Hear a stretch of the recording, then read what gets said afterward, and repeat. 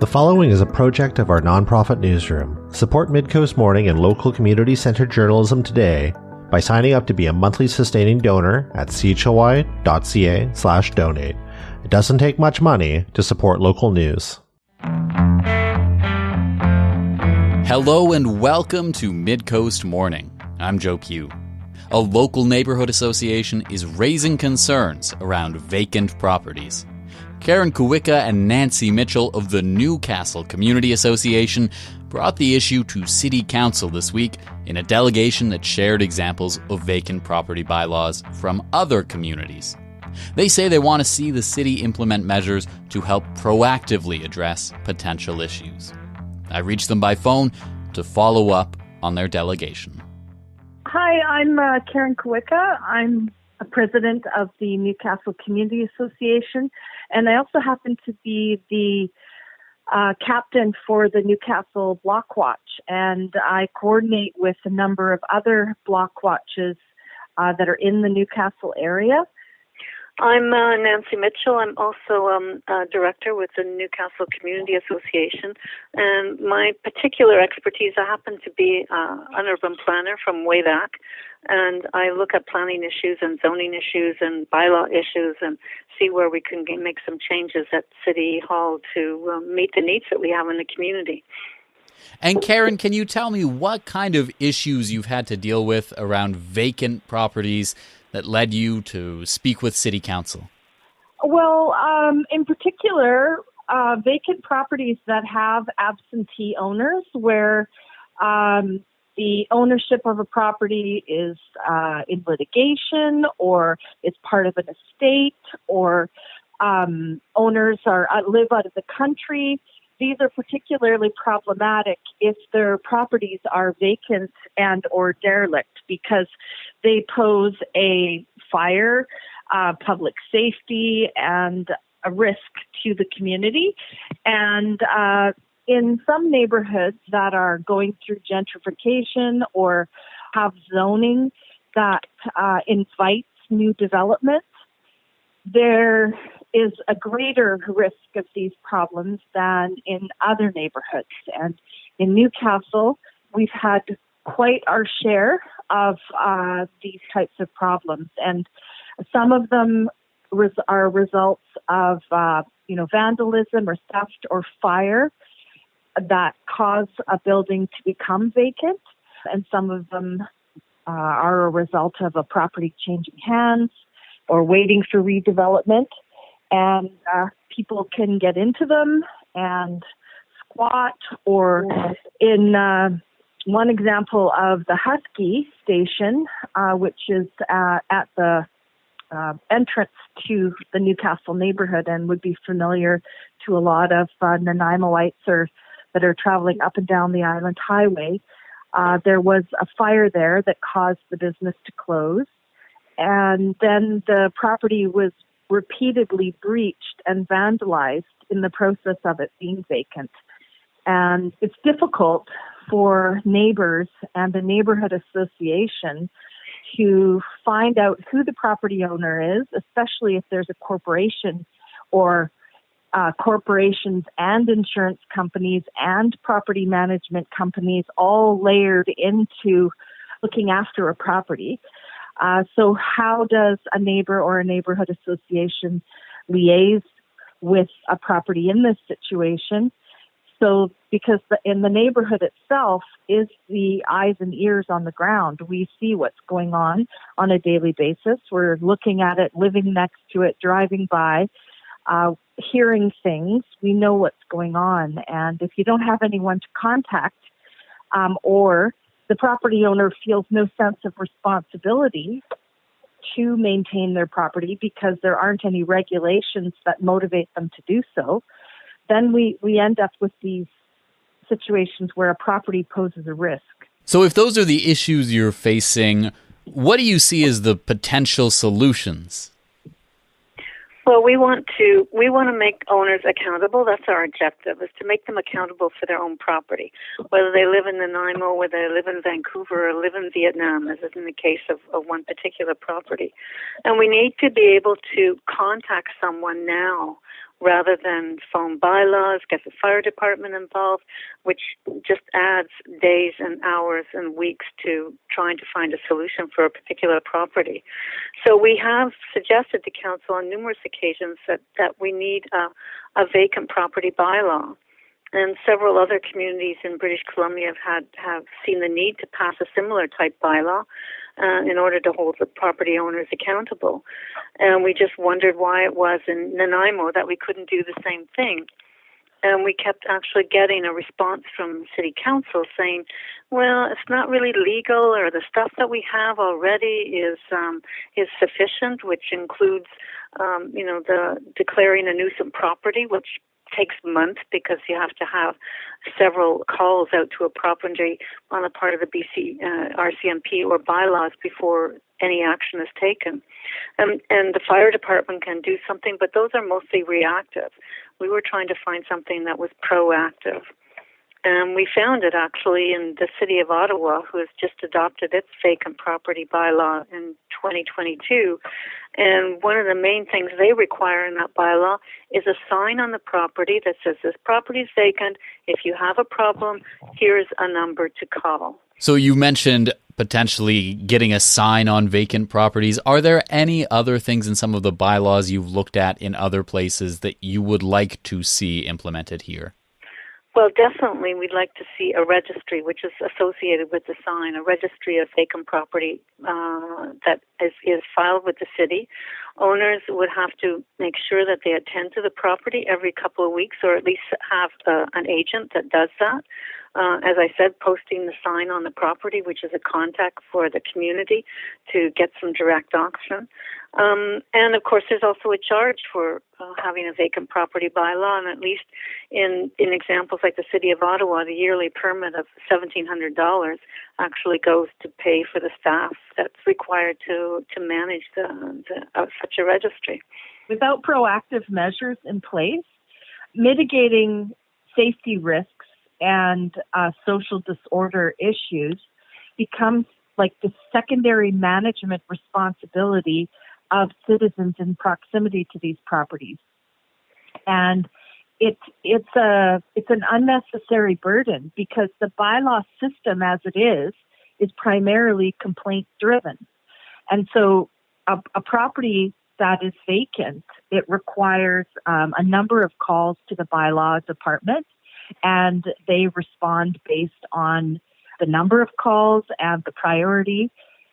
And then they may get in touch with the property owner, but typically the city has an address for the property owner and they mail a letter. So there isn't necessarily any immediate contact with the owner, because often the registered owner can be a company, and that company's registered address for service is in a law office, and the contact doesn't necessarily make it to the owner in a timely manner. And that creates a lot of problems for the neighborhood. And yes, those are reactive measures that are helpful in the bylaw, but they seem to be the most beneficial in the most extreme circumstances.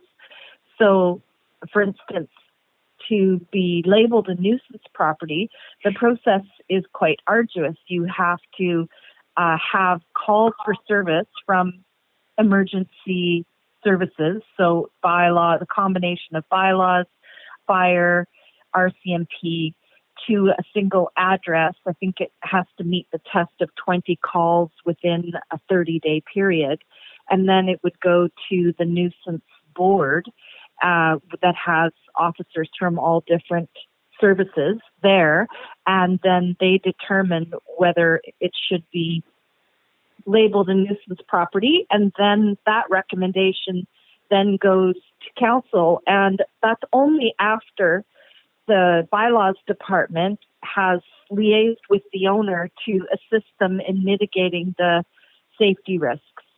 And it could escalate to the fire department, then having the ultimate authority to order the building to be fenced or boarded up.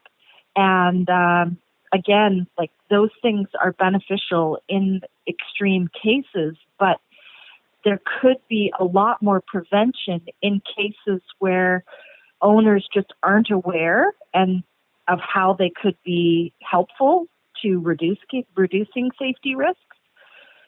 So that's why, from a neighborhood perspective, having some kind of preventative measure would be very helpful.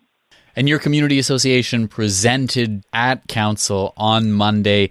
Can you tell me what you took away from making that presentation? Well, I think it's what we had expected and what we wanted. We wanted to get the issue on the table. We wanted City Council to be aware of the issue and some of the concerns. And so they did pass a motion to have staff come back with a report that evaluates what's being done in other communities, that deals with this issue of whether it's illegal or not, which we can't understand because West Kelowna, for example, and Powell River have adopted similar type of bylaws, and then make a recommendation to council on what we can do with respect to vacant properties, either create a new bylaw specifically for vacant properties, add something onto an existing bylaw, or recommend a status quo. And I guess that's what we'll wait for staff to do, to come back on a report, and then we'll be able to have a look at it at that time and see if it's what we need. So I think, generally we're at least positive that council has seen an issue that needs to be addressed and has actually asked staff to spend some time on figuring out what we can do to improve the situation.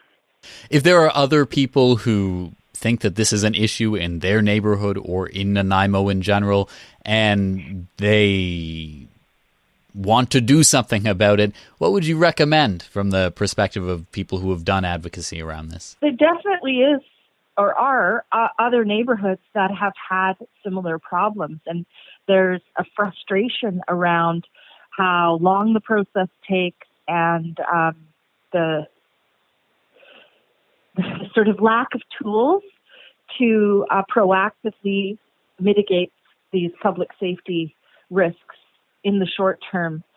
Newcastle Community Association participates in a neighborhood group for all neighborhood organizations in the city, and we have discussed it at that group, and there was widespread support through other associations as well. And I think that Blockwatch plays a great role in addressing some of these public safety issues, and of course dealing with Blockwatch coordinator with the RCMP can be very helpful because they can make connections for us, and communicating directly with bylaw in writing and or the fire department, connecting with other neighbors, reaching out to your neighborhood association if you have one. All of those are tools available to citizens to help bring a solution to a vacant property problem. Midcoast Morning. We'll be right back. Midcoast Morning is made possible by the Community Radio Fund of Canada's Radio Meters program and listeners like you. Support Midcoast Morning and CHLY's nonprofit newsroom today by becoming a sustaining donor at chly.ca/donate. Local news can't survive without your support. Another way to help us out is to share this show with your friends and tell them why they should support us. Finally, if you're listening to the podcast edition of Midcoast Morning, go and give us a positive review on Apple Podcasts or whatever podcast feed you use. It helps people find us. We're focusing on vacant properties. Nancy Mitchell and Karen Kuwica of the Newcastle Community Association raised the issue in a delegation to City Council this week. During the delegation, Mitchell referenced an Ottawa bylaw. Among other measures, it requires vacant property owners to post a phone number that members of the public can use to get in contact. Has this been something that you've experienced more prominently with either commercial or residential properties, or is it kind of a mix of both? It's been both, but primarily, because of our situation and our location, we have a lot of street activity, and that's caused things like Husky gas station. The White Spot is closed down. Beano's restaurant has always been a very difficult issue up on Terminal Avenue, and those are commercial properties. The 7-Eleven is gone.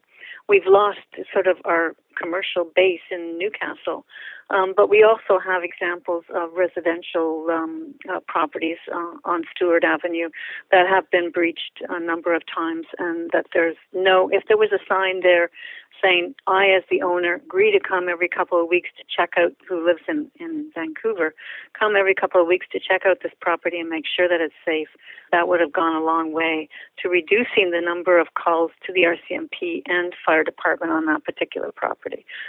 I can tell you a couple of things that we've done with properties that were helpful. And when the 7-Eleven was preparing to shut down, we took proactive measures. So we got assistance in doing a property search and finding out who the property management company was. And we sent them a letter and we said, look, this is what the climate is like on the ground here. This is what we see are the risks. And they're legitimate risks because of these examples in the neighborhood. And we're asking you to proactively, board up the building and fence it, at the very least, for public safety and for the protection of your property. And we didn't get a response. Sometimes there isn't a response, but we know that the communication was at least one way. And some proactive measures were taken, like boarding up the building, but there wasn't fencing. And so then several issues arose, and we were able to reach out to the realtor that I believe had a sign posted there. Because there was a phone number and an actual person, I could have a conversation with that person and give them the lay of the land and urge them to please put up a fence as a proactive measure for safety. And they did so. And that solved the problem. So by taking that proactive measure, it prevented an escalation and a disaster and the risk to public safety. And then there was another situation with a beautiful property along the Millstone River, and a developer who's developed property in close proximity. And the property, before it had changed hands, was an ongoing problem. There was deaths on the property, violence, constant emergency service calls to the property, a lot of environmental degradation of the property. And by liaising with the new owner, again, we had to do a property search and reach out to the owner. It was a lot of effort and digging to try and find a phone number, but finally did because there was an emergency there. And they were receptive to hearing from us because they're a developer from the mainland, and they appreciated that we were the eyes and ears on the ground and wanting to liaise with them and work proactively. And we actually assisted in having them sign permission with the city for the city to attend the property on behalf of the owner, because that's another issue, is that on a commercial property in particular, there is a right of the person to attend the property and the business. And unless you have permission from the owner for the RCMP and or city employees to remove unwanted visitors from the property with the owner's permission, then by calling the RCMP or bylaws on private property, there's nothing that they can do unless they have the owner's permission. So that's a component that's an ongoing problem as well. So we were able to get that agreement set up, and then we were able to assist in getting a fencing contractor in place.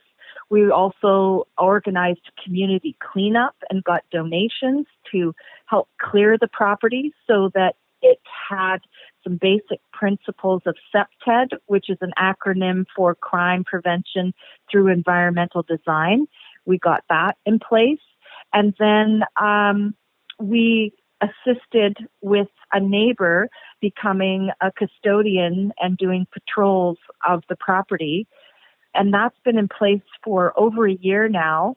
The property is in beautiful condition. It's remediated itself because it hasn't been occupied in more than a year now. And actually this spring, 3 fawns were born on the property from a mating pair of deer that have returned to the property because it's now quiet forest again. Just when we say we, that primarily means Karen. This is thousands and thousands of hours of volunteer time trying to deal with a situation that we think if the city just installed a few things to be done, then we would save everybody time and money. Well, and the thousands of dollars that it has saved the city by that property owner being proactive and cooperative, because there was emergency service calls to that property like every week. And, think about the call out, the cost that is to the city. So it's well worth the effort, I think, to put these things in place. Karen, Nancy, thank you so much for taking the time to speak with me on this. Alrighty, Thanks thank so much, you. Joe. Karen Kuwica and Nancy Mitchell are with the Newcastle Community Association. We were discussing their delegation to City Council about vacant properties at a Monday meeting. During the meeting, Councillor Cheryl Armstrong said that some of what the delegation is calling for is on the books already under a different name, while there are legal questions around whether some of what's in the Ottawa bylaw would be allowed in BC. Everything that's in the Kelowna bylaws and all those are reflected in our 2 bylaws. It just isn't called a vacancy bylaw. It's under the fire bylaw and the, I believe it's nuisance property, Mr. LaBerge? Maintenance of property. So we actually have what you're asking for already. But we don't ask for signs to be on the property, or we don't ask for the owners to make sure that they check. I think that's an issue that Mr. LaBerge was going to look into, because there was some concern around if we were allowed to do that under the community charter. So perhaps we can ask him that after. But I do know that everything you're asking for other than the signs is available. And the second thing you can always do if there is an issue is you can leave the message with bylaw, and then they will follow up with the property owner. Ultimately, Council passed a motion asking staff to report on possible options to address the issue. Here's Councillor Hilary Eastmere, who put forward that motion, describing what she hopes to see come out of it. My expectation is that the report would evaluate the experience of other BC communities, address the legal issues, and recommend a course of action with respect to regulating vacant properties, which could include status quo, potentially a new bylaw, additions to the existing bylaws, and whether it requires seeking approval from the province to resolve the legal issue. It's National Indigenous Peoples Day, Friday, June 21st. The Mid-Island Métis is organizing an event open to the public from 5 to 8 in Maffeo Sutton Park. Here's Mid-Island Métis President Joy Bremner with more. So National Indigenous Peoples Day, the Mid-Island Métis Nation has been putting on this major event for quite a few years and looking for various funding here and there. This year it's funded by the Mid-Island Métis Nation and the Métis Nation of BC. As it's in a fantastic spot in the city of Nanaimo, we encourage and invite everyone to attend. So we do not limit it to only Métis citizens. So that's a very open event. We have a number of performers from Cree to First Nations and Métis. A number of politicians come and say grateful words to all of us in celebration of the day. And it's hard to use the word celebration. It's simply National Indigenous Peoples Day, as we're all reflecting on what's been going on, right, for many decades. And so, yeah, that, and we have a number of cultural things. And the Nanaimo Canoe and Kayak Club is there with their Voyager canoe, and within the Swailana Lagoon, you can actually get out and do a little paddling if you'd like. We have our small teepee set up for individuals to learn about the teepees. We have our youth there. We have a veteran coming to do a small speech. And I think I'd already mentioned all of the local politicians make every attempt to attend as well and say their words in terms of going forward with truth and reconciliation with the Indigenous population in Nanaimo. And all in all, generally we have a number of food trucks there, which is always very important at any Indigenous gathering. You must have food. And so, it's a collection of us all getting together, meeting, chatting, sharing our experiences of the day and just reflecting on who we are as we go forward in this grand country of Canada. Mid-Island Métis President Joy Bremner speaking about an event going on at Maffeo Sutton Park to mark National Indigenous Peoples Day. It runs from 5 to 8.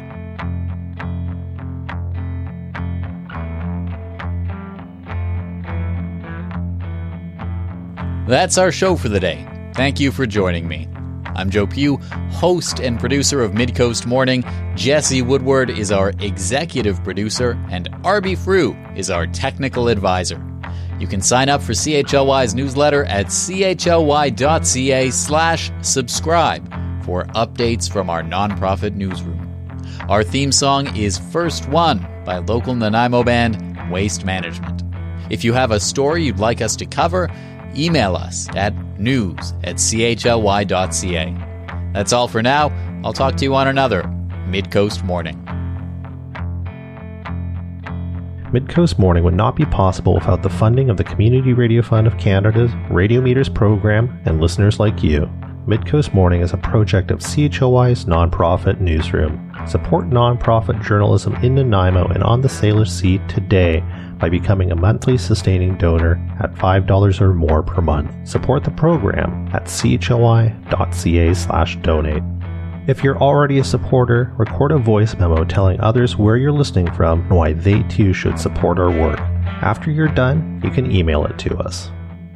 Also, share the podcast with your friends.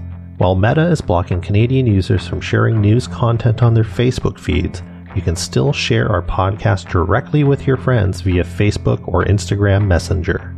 Finally, this program acknowledges and gives thanks to the Snuneymuxw First Nation as we broadcast and podcast from their traditional territory.